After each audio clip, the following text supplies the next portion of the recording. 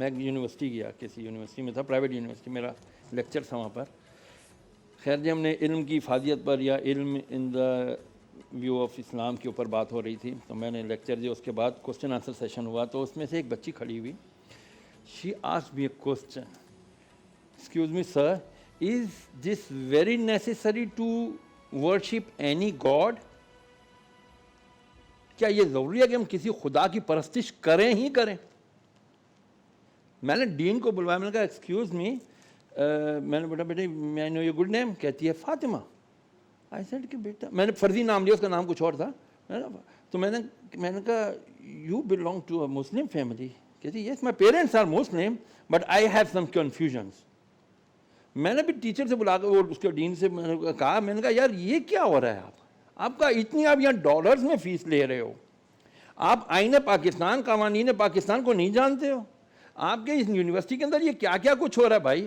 میں اس کا جواب دوں گا, close the doors, nobody will go out of this room until or unless she will convince me or I will convince ہر.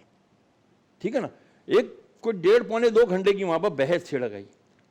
عرض کرنے مقصد یہ ہے کہ عقید آخرت, ایمان مفسر, ایمان مجمل, یہ جو بنیادی ہمیں مدارس کے اندر پڑھائے جاتے ہیں, اس کی میری ایک ریکویسٹ ہے آپ کے پلیٹ فارم کے تھرو کہ ہمارے تمام علماء کرام صرف رٹوائیں نہیں, آمنت باللہ و ملائکتہ و کتبہ و رسلہ والیوم الآخر والقدر خیرہ و شرہ من اللہ تعالی والبعث بعد الموت.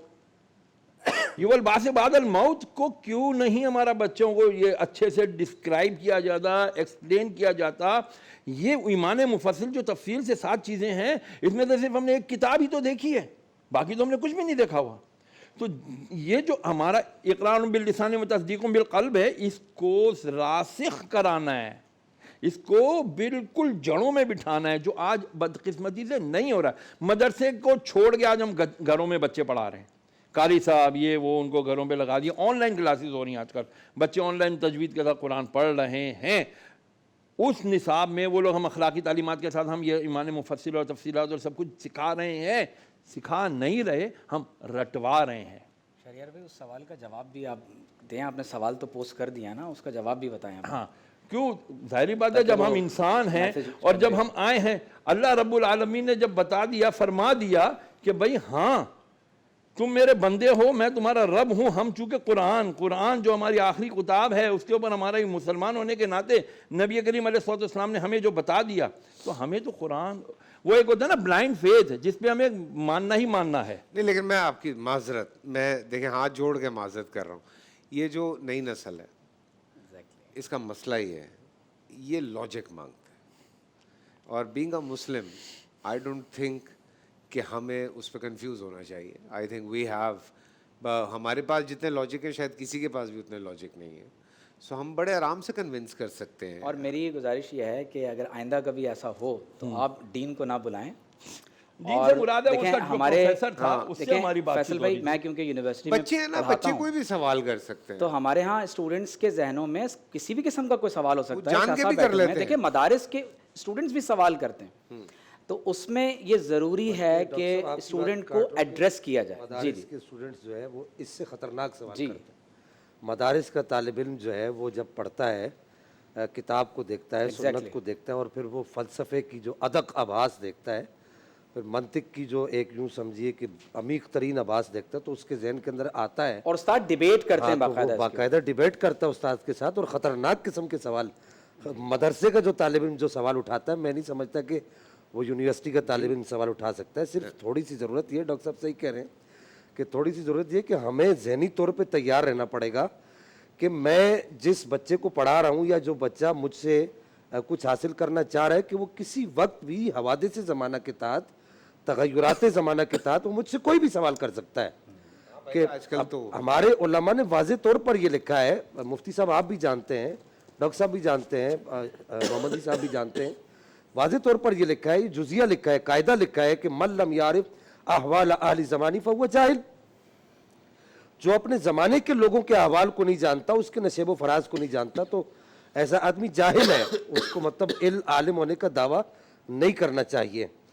تو بہرحال یہ ایک میں سمجھتا ہوں کہ ہماری جو ینگ جنریشن ہے, اور اس کے لیے جو بالخصوص جو جس طرح ڈاکٹر صاحب ہیں اور اس طرح کے جو وہ لوگ جو یونیورسٹیز اور کالجز سے وابستہ ہیں، ہمارے علماء کو ان سے بھی وابستہ رہنا چاہیے. وہ علماء جو مدارس کے اندر ہیں انہیں ان لوگوں کی جو اظہار خیال ہیں اور ان کی جو نظریات ہیں اور ان کو جو درپیش چیلنجز ہیں ان کو بھی مد نظر رکھنا چاہیے. ہمارے یہاں ایک منٹ فیصل بھائی، ایک بات میں پھر بھول جاؤں گا، میرے ذہن سے نکل جائے گی. ہم اصل میں فروگ آف دا رنگ رہ گئے. ہم نے اپنے آپ کو کنویں کا ڈڈو بنا لیا، حالانکہ ہمیں یہ منصب نہیں دیا گیا. ہمیں منصب یہ دیا گیا لیظہرہ علی الدین کلہ ولو کری المشرکون، کہ ہم پوری کائنات کی امامت ہمیں دی گئی ہے. واہ. اسلام آیا اس لیے نہیں تھا کہ اسلام دب جائے. اسلام یا پیغمبر اسلام کی دعوت کا جو آپ منتہا تو دور کی بات ہے، آپ مبتدا دیکھ لیجئے، اس کی انتہا یہی ہے کہ باقی تمام ادیان کو منسوخ کرنا ہے اپنے کردار سے، اپنی گفتار سے، اپنے علم سے، اپنی لاجک سے اور اپنے دیگر وہ ذرائع سے، جو ذرائع آپ کی نئی نسل کو اللہ جل مجدہ الکریم کی طرف راغب کر سکتی ہے. ان تمام ذرائع سے آپ نے اس کو استعمال کر کے قوموں کی امامت کا حق ادا کرنا ہے. سبحان. قوموں کی امامت میں نہیں کہتا، میں اللہ معاف کرے کہ یہ بھی نہیں کہتا، ہو سکتا ہے علماء بعد میں یہ کہے، جو لوگ سنتے ہیں وہ کہیں کہ یار یہ شاہ صاحب یہ کیسی بات کر گئے کہ کیا ہم لوگ پھر کیا وہ اپنا حق ادا نہیں کر رہے؟ علماء بھی اپنا حق ادا کر رہے ہیں، لیکن ایک ہمارا ویژن اس سے آگے کا ہے. وہ کیا ہے کہ قوموں کی امامت کیا ہے، اس کو کیا جانے یہ فجر کے 2 رکعتی امام. ہم نے اس سے آگے بڑھ کر جو ہے دنیا کی امامت کرنی ہے اور دنیا پر قیادت کرنی ہے. جو ہمارا جو اصل جو مقصد ہے وہ یہ ہے کہ جو قرآن میں ہمیں یہ کہا گیا، بس آخری بات کر دوں، سورہ نور میں یہ بات کہی گئی واضح طور پر کہ وعد اللہ الذین آمنوا منکم وعملوا الصالحات لیستخلفنہم فی الارض، کہ اگر تم ایمان تم لے آئے ہو اور تم نے نیک اعمال کر لیا ہے، اب اللہ تعالیٰ تم سے زمین پر اپنی نیابت کا کام لے گا. بالکل. اور پھر پیچھے آ جائیے، سورہ بقرہ کی طرف آ جائیے، وہاں پر اللہ جل مجدہ الکریم ارشاد فرماتا ہے، سورہ بقرہ کی آیت نمبر 33 ہے اغلباً، وَإِذْ قَالَ رَبُّكَ لِلْمَلَائِكَةِ إِنِّي جَاعِلٌ فِي الْأَرْضِ خَلِيفَةً، کہ انسان کی تخلیق کا جو مقصد ہے وہ مقصد یہ ہے کہ وہ اللہ کا نائب ہے، اور اللہ کا نائب بن کر اس نے، انسان نے، مسلمان نے اس زمین کے اوپر اللہ جل مجدہ الکریم کے احکام کو اپلائی کرنا ہے. اس کے لیے ہمیں ایک بڑا ویژن اور بڑا ذہن اور بڑی سوچ وہ رکھنا لازمی ہے. مسئلہ یہ ہو گیا حضرت کے جو ہم جو آج کی جنریشن کے ساتھ جب بات کر رہے ہیں نا، مسئلہ یہ ہو گیا ہمارے ٹائم کے بعد والے بھی جو ہیں، یہ مجھ سے جو تھوڑی عمر میں چھوٹے ہیں وہ بھی بچے ہوئے ہیں، لیکن ان کے جو بعد والی نسل ہے ان تک ریچ ہو گئی انٹرنیٹ کی. یس. ایک یوٹیوب ان کے پاس ہے، ایک انسٹا ان کے پاس ہے، دنیا جہان کے سوشل پلیٹ فارمز ان کے پاس ہیں، گلوبلائزیشن ہے، گلوبلائزیشن ہے. آپ دنیا کی کوئی بک لکھتے ہیں ٹک کر کے وہ کھلتی ہے، آپ اسے پڑھ سکتے ہیں. آپ کوئی بھی دنیا کی چیز آپ نے دیکھنی ہے، آپ اسے ڈاؤن لوڈ کریں، فلانا کریں، آپ اسے دیکھ لیں. پھر ہر مذہب، ہر مسلک، ہر چیز اٹس اوپن ٹو دیم. ہم جس گھرانے میں پیدا ہوئے، ہم نے جو سنا، جو پڑھا، جو دیکھا، وہ ہمارا ایک اپنا سرکل تھا چھوٹا سا، ہم اسی میں بڑے ہوئے. آج کا بچہ قائد اعظم پہ بھی سوال اٹھاتا ہے، آج کا بچہ اقبال پہ بھی سوال اٹھاتا ہے، آج کا بچہ اس بات پہ بھی سوال اٹھاتا ہے کہ بھائی یہ میں نماز کیوں پڑھوں. وہ اس بات پہ بھی سوال اٹھاتا ہے کہ میں روزہ کیوں رکھوں. وہ اس بات پہ بھی سوال اٹھاتا ہے کہ اچھا یہ احادیث جو ہیں یہ معتبر ہیں یا یہ ان کے بارے میں ریفرنس کیا ہے. اچھا چلیں یہ تو قرآن پاک ہے نا.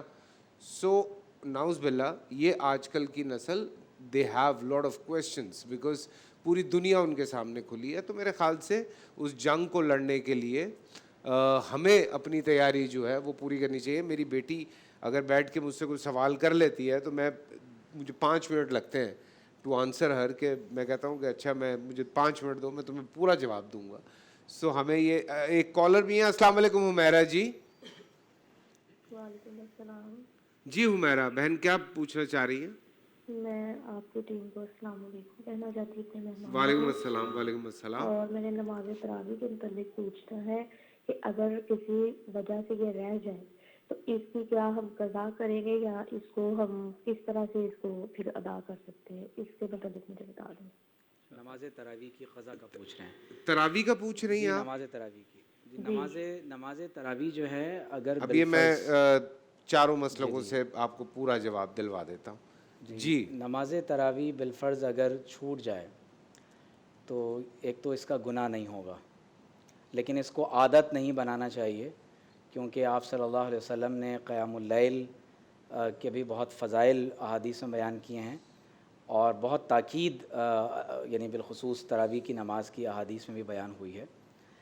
لیکن اگر کسی وجہ سے تراویح کی نماز چھوٹ جاتی ہے تو جس طرح فرض نمازوں کی بعد میں قضا ہوتی ہے یا روزوں کی بعد میں قضا ہوتی ہے، تو اس صورت میں تراویح کی نماز کی قضا نہیں ہوگی، نہیں ہو، تراویح کی نماز کی قضا میں جلدی سے محمدی صاحب آپ جی بالکل ایسا ہی ہے جیسا کہ ڈاکٹر صاحب نے فرمایا کہ رمضان المبارک کی راتوں میں قیام کی بڑی فضیلت ہے، اور جس نے اس راتوں میں قیام کیا اس کے سارے پچھلے گناہ معاف ہو جائیں گے۔ تو اس میں یہ ضروری نہیں ہے کہ امام کے ساتھ تراویح پڑھی جائے یا قیام اللیل کیا جائے اور اس میں پورا 2-2.5 پارے پڑھے جائیں۔ گھر میں جو خواتین پڑھ رہی ہیں بالفرض اگر ان کو آخری سپارے کی چند صورتیں آتی ہیں ان کو وہ ان رکعتوں میں پڑھ لیں، لیکن اور جتنی پڑھ سکتی ہیں پڑھیں، یعنی صلاۃ اللیل مثنی مثنی، رات کی جو نماز ہے وہ 2 کر کے جتنی پڑھ سکتی ہیں آپ پڑھیں، اور فقرؤ ما تیسر من القرآن، جتنا آسان ہو اتنا پڑھیں، بوجھ نہ ڈالیں۔ اچھا مطلب لیکن ضروری قضا نہیں ہے نہیں۔ کہ پورا قرآن پاک ختم کیا جائے، جتنا پڑھنا ہے اتنا پڑھ بہتر ہے، افضل ہے، اعلیٰ ہے، لیکن فرض واجب نہیں۔ فرض اور واجب نہیں ہے۔ چھوٹا سا بریک سے واپس آتے ہیں۔